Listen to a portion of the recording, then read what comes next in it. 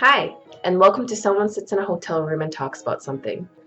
People always say, do what you love and you will never work a day in your life. And I've always hated that advice. And let me tell you why that's terrible advice.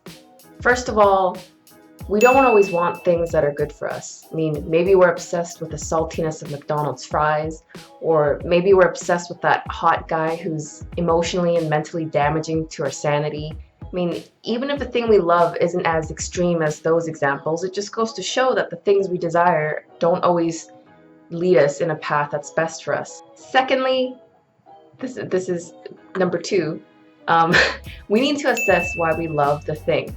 So, for example, let's say you love photography, and so you decided to quit your stuffy 9 to 5 desk job in order to pursue professional photography. And it turns out you hate it. You hated it.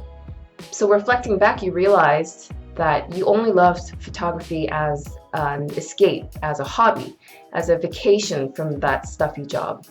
You loved going outside and breathing the fresh air and saturating your camera with the colors of nature, but you only loved it as a vacation, and it's not a vacation if you live there. And lastly, maybe you don't love anything. Maybe you don't have a passion for anything. You're lost and you're simply existing day by day. Yet you see people around you just intensely passionate about their careers. To me, those people have always seemed like they have superpowers. So I have this animator friend who works on virtual reality stuff, and his room is just filled with mini figurines from games that he loves, and his walls are like covered in things that inspire him and animation game things. And his Twitter, he tweets about animation and game related things all day, and he's generally a pretty quiet person, but as soon as you bring up anything game related, he gets really talkative. And I also have another friend who's obsessed with philosophy, and he always carries a little notebook around with him everywhere so that if he gets an epiphany, he writes it down. And he's always reading several philosophy books at once. And if you ask him one question, you prompt him with one question, he can go on and on and on about philosophy and reference all these philosophers that I've never even heard of. Even people who aren't that extremely passionate, like if you're a nurse or a teacher or a construction worker, whatever it is, it's like everyone's got a thing.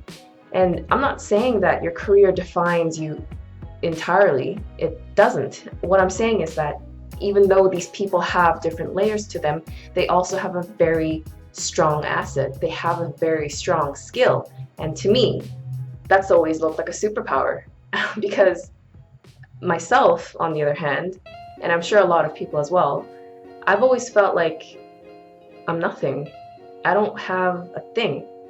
I don't have a strong passion about one particular thing. I'm not particularly good at anything. And I know that people will say it's okay to be this way, that you can have a diverse range of interests and that everything will work out, but I don't want to be this way. I feel scattered, lost, unstable, and most importantly, unemployable. Compared to all these other people who have superpowers, I feel so mortal, not in a beautiful romantic way, but in a shitty way. So, how can you find passion and motivation? I think I figured out a way that might help guide us lost, clueless, passionless people. And I'll tell you after the break. Um, After the break, I'll be sitting over here. Ta! So, all of this led me to wonder about motivation. This is something that I used to always do. I used to ask all my friends, everyone, about what motivates them. Always be like, what motivates you to blankety blank blank? And what I realized from this little personal survey of mine is that people don't know. They're not really self-aware when it comes to this. If someone's motivated, they usually don't really know why. And of course they don't, because they're already motivated. There's no problem to be fixed. When something goes wrong, people tend to reflect on it and think about what went wrong. But if something goes right, people don't usually sit there and think about what went right. But I've come to conclude that motivation is driven by lacking. So a lack of financial stability will drive someone to seek a stable career. A lack of friends or a lack of feeling like they fit in will drive someone to find solace in a community where they feel accepted. And For some reason, the first thing that pops to my mind is bronies, but this also extends to other communities. I think gaming is a heavily social community.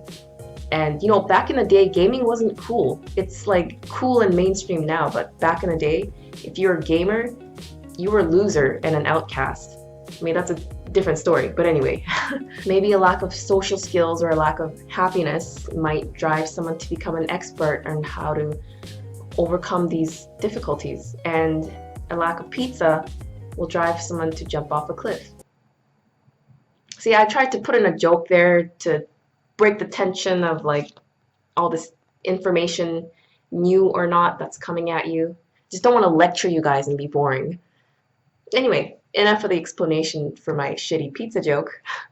I'm not really the best person to take advice from. I don't think I have the merit to give advice, but I think that the psychology remains the same. If you're lost and uncertain and you have no idea where to go, one thing that will probably help you quite a bit is to look back on your life and find the empty pockets where you felt a sense of lacking. These are the places where you'll find the most powerful and reliable sources of motivation. It can be difficult to figure out what you want to do because, like I mentioned before, you don't know if you like it just as a vacation from your current shitty life. You don't know if this thing might be bad for you and you just want that dirty McDonald's fries in your mouth. If you look back and think about the times where you felt lacking, that might help guide you quite a bit. Because this feeling of lacking, this negative, often painful experience, will motivate us to run further in the opposite direction in an attempt to avoid it. I mean, think about it. Let's relate it to physical pain. Physical pain is there to protect you. It's what makes you jerk your hand back when your hand is on a hot stove. If you didn't feel pain, you would just leave your hand on the hot stove and suffer like third-degree burns. Mental pain is also the same thing. It's there to protect you and tell you that something's wrong and you need to change something. I mean, I'm not talking about like suicidal depression, because mental pain can be debilitating and hinder you from progressing, but I'm just saying there's a different way to look at it. And the pain of loneliness or the stress of work, those things can be turned into, I'm just rambling now. So the takeaway messages for this video: do what you love and you'll never work a day in your life is terrible advice. If you're at a loss for what direction to take in life, look back and see the empty pockets where you felt a sense of lacking, because that's where you'll find the most stable, reliable sources of motivation. And take the time to reflect on your mental pain, because it's trying to tell you something. As always, I'd love to hear your thoughts. I mean, what are your feelings of lacking? Where have you felt that, and how has that motivated you? How has that motivated you, if at all? And if you disagree with anything I said, or if I'm completely wrong, or if I was talking out of my ass, please let me know, because I'd rather talk with my mouth than my ass. And yeah, thanks for watching.